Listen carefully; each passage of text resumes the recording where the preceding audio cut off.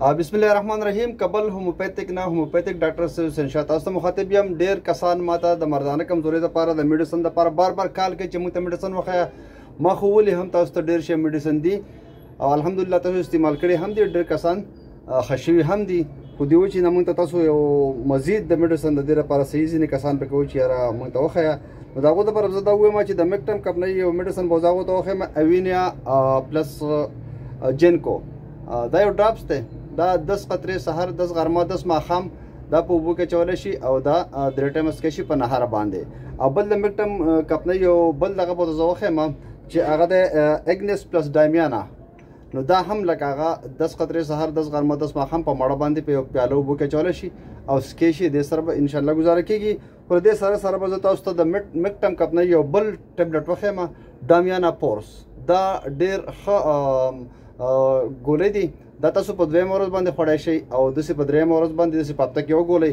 ځان ته ګورئ په هغې حساب باندې ښکته کوئ بره کوئ، هغه طریقه باندې استعمالولی شئ. خو دا مست د پیو سره خوراک دی او مازدیګر خوړای شئ. 2-3 ګنټې مخکې خوراک غواړي د سملاستو نه، نو مازدیګر خورئ.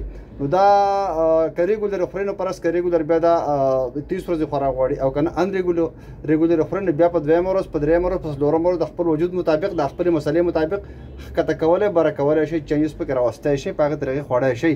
دا سیف دی انشاءالله. دا ښه میډیسن دی، دا استعمالولی شئ. دا تاسو ته ما یو ټپ درکړو، دا ضروري دي ستاسو دپاره. انشاءالله کوم کسان چې کالز کړي دي د هغو مننه کوم، شکریه ادا کوم او دا د هغو دپاره یو ټپس ما درکړو. دا استعمال کړئ انشاءالله. که بیا هم څه مسلې زما سره په وټسپ باندې، په ټیک ټاک باندې او زما سره ډایرکټ چې کوم په فون باندې هم خبره کولی شئ. کلینیک ته تشریف هم راوړی شئ.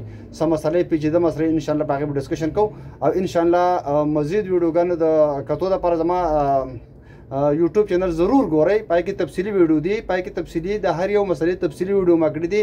یوټیوب چینل ضرور هغه سبسکرایب کړئ، هغه ګورئ. هغه ستاسو دپاره ډېر ضروري دی، ستاسو د معلوماتو لپاره. دا زموږ دا کوم پروګرام چې دی دا زموږ د اویرنس لپاره پروګرام دی.